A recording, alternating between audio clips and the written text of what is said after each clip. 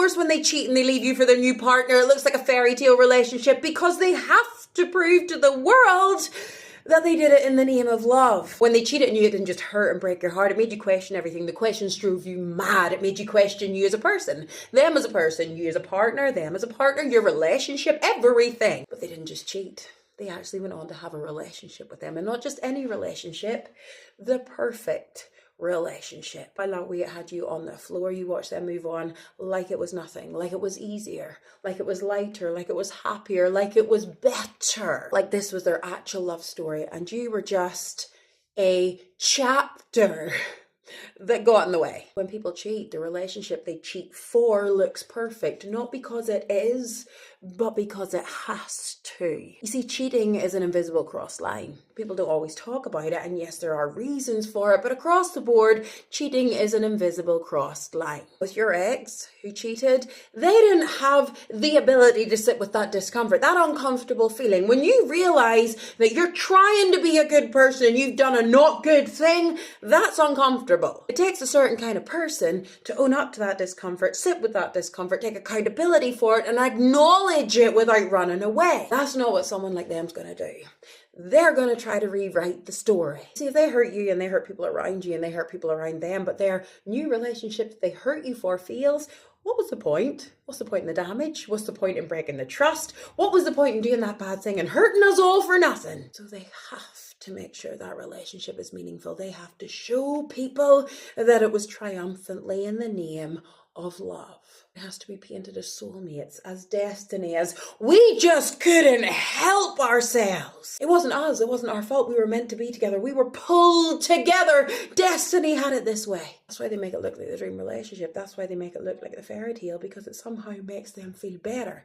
Makes them feel like they're doing a just thing, like it's a just cause. It's not about love. It's about justifying the whole thing. A lot of people who cheat have deep wounds of shame. They might not tell you this, but it trickles through.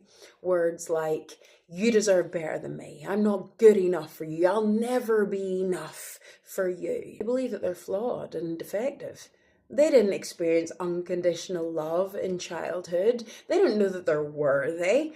They constantly seek external validation, and cheating is one of the extreme measures in which they seek that out. Accountability feels like personal annihilation. So instead of just standing up and saying, I did something harmful, I made a mistake, I'm sorry, I take accountability for what I did, they turn it around and they say something like, I finally for the first time choose my own happiness, to make it sound like some righteous cause that they're standing up for, because the shame would destroy them. That's why their relationship looks the way it does. That's why they scream about how right it is, how they're meant for each other, how they finally found their soulmates. It's destined. That's not what's happening.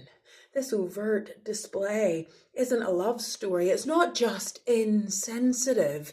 It's proof of this defense mechanism playing out in real time. But just like their facade couldn't last forever, this idea of perfection in their love story, that can't last forever either. Real life has to show up. Masks have to slip. Someone who cheats and then goes straight into that relationship shows signs of someone who can't take accountability and someone who can't communicate effectively and talk about what's going on. So when that hits this relationship, good luck. It's the same unresolved patterns with a different person.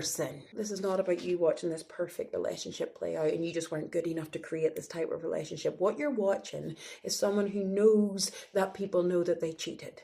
Someone who is acutely aware of what they did, and unless they rewrite that story and tell themselves that this was for something, that there was a just cause, the cause being true, destined love, unless they tell themselves that story and commit to it and play that out for the world to see, they have to acknowledge that it was all for nothing.